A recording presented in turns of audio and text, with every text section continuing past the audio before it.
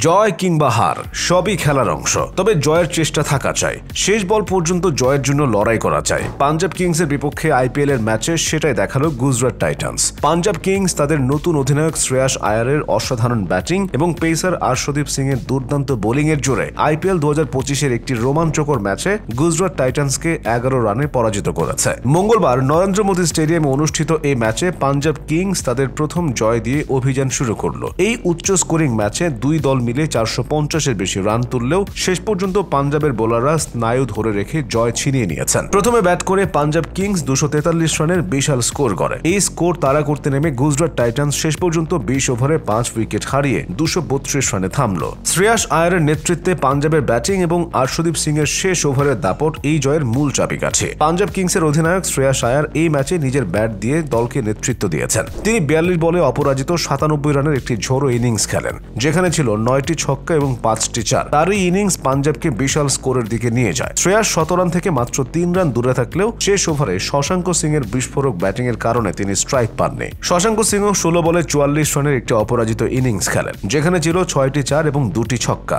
শেষ ওভারে মোহাম্মদ সিরাজের বিরুদ্ধে শশাঙ্ক 23 রান তুলে পাঞ্জাবের স্কোরকে 243-এ পৌঁছে দেন। এছাড়াও ওপেনার প্রিয়াংশু আর্য 23 বলে 47 রান করে দলকে শক্ত ভিত্তি দিয়েছিলেন। গুজরাটের বোলারদের মধ্যে আর সাই কিশোর 30 রানে 3 উইকেট নিয়ে সেরা পারফর্মার ছিলেন, তবে বাকি বোলাররা রান আটকাতে ব্যর্থ হন। 244 রানের লক্ষ্য তাড়া করতে নেমে গুজরাট টাইটান্স দারুণ শুরু করে। ওপেনার সাই সুদর্শন 41 বলে 74 রানের একটি দুর্দান্ত ইনিংস খেলেন, যেখানে ছিল 5টি চার এবং 6টি ছক্কা। অধিনায়ক শুভমান গিলও 14 বলে 33 রান করে দ্রুত শুরু দেন। পাওয়ার প্লেতে এই জুটি 61 রান যোগ করে গুজরাটকে শক্ত অবস্থানে নিয়ে যান, তবে গ্লেন ম্যাক্সওয়েল গিলকে আউট করে পাঞ্জাবকে প্রথম সাফল্য এনে দেন। এরপর সুদর্শন এবং জস বাটলার দ্বিতীয় উইকেটে 84 রানের একটি গুরুত্বপূর্ণ জুটি করেন। বাটলার 33 বলে 54 রান করেন। 13তম ওভারে আর্শদীপ সিং সুদর্শনকে আউট করে গুজরাটের রানের গতি ভাঙেন। এরপর শারফেন রাদারফোর্ড 28 বলে 46 রানের একটি দ্রুত ইনিংস খেলে গুজরাটকে জয়ের দিকে এগিয়ে নিয়ে যাওয়ার চেষ্টা করেন, তবে পাঞ্জাবের বোলাররা শেষ দিকে দারুণভাবে ঘুরে দাঁড়ায়।